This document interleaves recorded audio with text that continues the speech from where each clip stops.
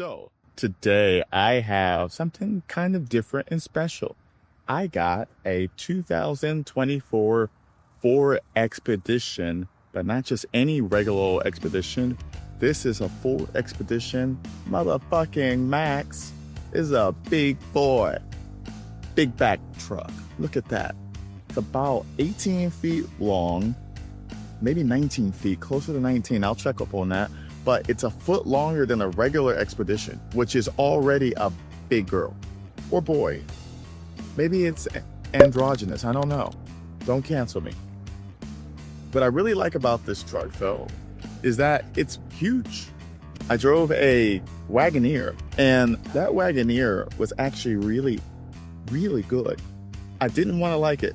I really didn't, but I did. So I said, screw it. Let's see what these other big SUVs all about. This one has the 20-inch wheels and the limited trim, and I'll be showing you the interior. It's like a nice sort of like dark brown. It's a good looking truck. I actually have some history with this. A guy hit my Corvette in one of these. This guy is driving in Atlanta, driving one of these. Ford Expedition Max. I think it was a 2022. I see him, I beat my horn. I know he's coming over. He's not using the turn signal or anything. Runs into my shit. He jumps out. This guy is like 5'2" and 200 pounds. And he blames me for running into his SUV with my 3,000 pound, 45-inch off the ground car. Fucking bullshit. Any case though, I've driven this truck and I actually kind of like this truck. I don't like it as much as the Wagoneer. It's very similar to Wagoneer. It's got the 3.5 liter EcoBoost motor in it. Making about 440 horsepower. But then you have to also consider this truck also weighs about 6,000 pounds. It can tow 9,300 though. So, I mean, that's positive. It's giving me Uber vibes. But when you drive it, it's also giving you kind of like school bus vibes. You remember those old like Econoline like school buses? This kind of gives me luxurious short bus vibes. People going, you can't say that. You can. I did. And I know that that's kind of crazy, but that's what I feel when I drive one of these. I feel like I'm driving a very luxurious, a very nicely appointed short bus. And that's not a bad thing. Shout out to all my short bus people out there. It doesn't drive as nice as a Wagoneer. This thing jiggles, it pops and bobbles and wobbles. And it doesn't feel as secure as that Wagoneer did, or even as like a Suburban did that I drove a couple of weeks ago. So without further ado, let me show you what I'm talking about. All right. Let's get it. Ford Expedition Max Limited, or Limited Max. Not entirely sure which one goes first. Are you Max? And then if you're Max, are you limited? But if you're limited, can you truly be Max? Let's get out of here. As I said before, it drives a little strange. Not strange. I don't give it more credit than that, honestly. It drives strange. It just has a certain uneasiness about it. And that's okay, because it's giving me school bus vibes. And school bus vibes are okay. Let's just talk about the interior. Interior is nice. Kind of has this sort of like Range Rover-y kind of, but like also like Ford Limited from like back in the 90s vibe. I don't know if you guys knew, but like back in the day, like the Ford Expedition, like Eddie Bauer and Limited were like the top versions. Thank you. Oh, Mitsubishi Mirage G4, or Mitsubishi G4, showing me some grace. Like the car that used to be it was the Eddie Bauer Ford Explorer and the Eddie Bauer Expedition, you know, and then if you got real money, you had the Navigator. This like Limited actually used to be closer to the Navigator, and they put the Platinum in front of that, and the Platinum goes closer, and you can see it in the F-150 lines too. But to be honest, I think I like this. It's a nice little trim. It's a little expensive, but everything's expensive today in Biden's economy. It's like $70,000 starting, and this trim I think starts around in the nicely equipped 80s. It's nice on the inside. It has heated and cooled seats, and the cool seats actually work. I love, Ford and just American companies have always been good about this, making sure that the pedal box moves. That is very helpful. Everything's relatively nice to the touch. It does smell like a Ford.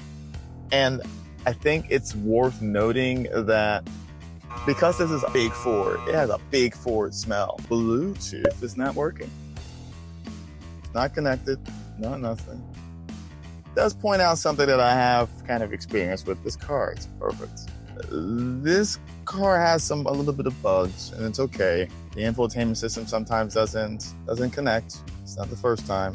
Another thing that I really don't like about the ergonomics of this car is that I can't see the start button when I get in the car. You kind of have to know it's here. Granted, over time you would be fine. But when I first got in, I couldn't find the start button because it's hidden behind the steering wheel. Can't see it. It's kind of dumb. Other things, I mean, this armrest is nice. It has 2 cup holders in the back, but it seats 3. It has these weird door handles that you find on the Ford F-150 as well, which I don't particularly care for. I digress. Not really the most ergonomic truck I've been in. Like I said, I'm comparing a lot to the Wagoneer, but it's quick. Not as quick as we'll see. Look at this. Shifts at 5,700. Woof. That was pretty damn good. For a 6,000-pound vehicle, it's a heavy truck, but it moves. The infotainment system, when it works, it looks nice. The sound system is actually pretty good. The space in the back is also pretty good too. The only problem I have with it is that it's not a great truck. And I try to see the best in most vehicles. And what I like about this is that it doesn't do anything bad. It looks good. If you like the smell of Fords, it smells okay too. Problem is I'm not feeling anything special here. I will say it does have some pretty cool decals on the inside of the door. I'll put a video in there so you can see that. I will say also it's wildly familiar. I don't know how, I mean, I grew up with Fords, but there's something about this one. The leather's kind of cool. Still doesn't feel like it's doesn't feel like it's, I mean, there's lots of little plasticky bits in here too. Everything's a little plasticky. There's a coin holder in here. There's a coin holder in 2024. Why is the coin holder here and not the start button? Ford. That makes no fucking sense. Memory seats here as well. A lot of buttons. Very Ford. Many buttons. Lots of buttons that we don't know what they do. And other than that, yeah, I mean, it's not a bad truck. Is it special? No, not in my opinion, but we'll see. Let's see how fast it is. Let's get it.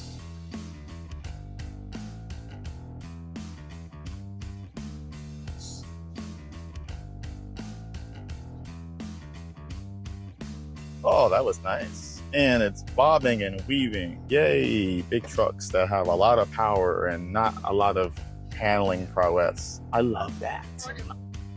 And we're still, ooh, and that's a turn. Oh, what do we do? 0 to 60 is 7.1 seconds. I'll take it. Yeah, love me some power. Become smaller. I love how this big truck makes things very small. That's what I love about it. I take everything I said back. This truck is special. Like all big trucks with power, this is a big ass truck. It feels small when you hit the gas. That's what I loved about the Wagoneer. And yes, the Wagoneer did it better, but alas, this does it too. And if you want a Ford that is huge, it's the biggest Ford SUV you can buy. That's not a commercial vehicle. It's a big truck with a lot of power. What's not to like? And it delivers it quite well. It's luxurious. What's not to like? You can't argue with a big truck that has a lot of power and looks kind of good doing it. I'm happy.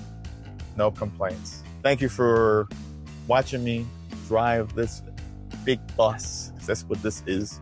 This is a bus normal people can drive. Thank you for watching me, and I'll keep pumping out more videos. I'll keep getting better for you guys, and keep on being Kevin Cars. For now, I'm gonna take this car back. I know it's consumed a lot of gas, and it's okay, but Until next time, peace.